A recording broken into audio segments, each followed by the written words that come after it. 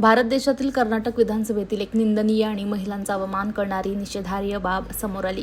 राष्ट्रीय काँग्रेसचे ज्येष्ठ आमदार आणि माजी सभापती के.आर. रमेश कुमार यांनी विधानसभेत अत्यंत आक्षेपार्ह आणि संतापजनक विधान केलं।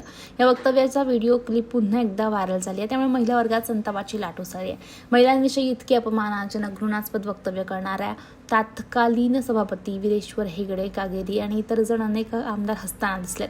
महिलांच्या सुरक्षेबाबत ही बाब संतापजनक आहे, याचा आम्ही कडक शब्दात निषेध करत आहोत। तर वरिष्ठ महिलांचा विनयभंग करणाऱ्या या नेत्याला त्वरित पदावरून निलंबित करावं, तसेच त्यांनी देशातील तमाम माता भगिनींची माफी मागावी अशी मागणी यावेळी करण्यात आलेली आहे। यावेळी अश्विनी ठाकूर यांच्यासोबत छावा संघटना रायगड जिल्हा अध्यक्ष जितेंद्र राम ठाकूर यांच्यासह अनेक युवती महिला उपस्थित होत्या।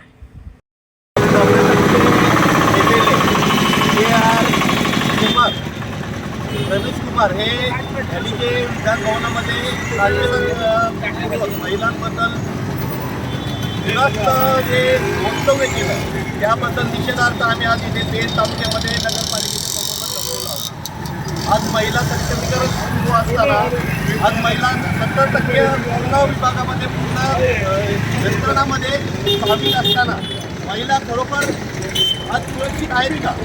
आज यांच्या ह्या वक्तव्यामुळे यांची व्हिडिओ तुम्ही पूर्णपणे बघून घ्या। आणि जो वक्तव्य केलेला आहे त्याच्यामध्ये ते निर्लज्जासारखे हसतात, हे कितपत योग्य आहे?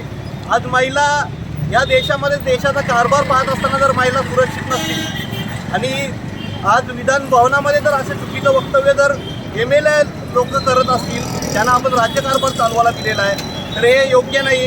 अशा माणसांना लगेच निलंबित करणं गरजेचं आहे आणि अशा माणसांना निलंबित करावं, अन्यथा आम्ही प्रत्येक तालुक्यामध्ये प्रत्येक राज्यामध्ये यांचा निषेध जाहीर करण्यासाठी यांचं म्हणून आम्ही जाणून त्याचा निषेध जाहीर करू।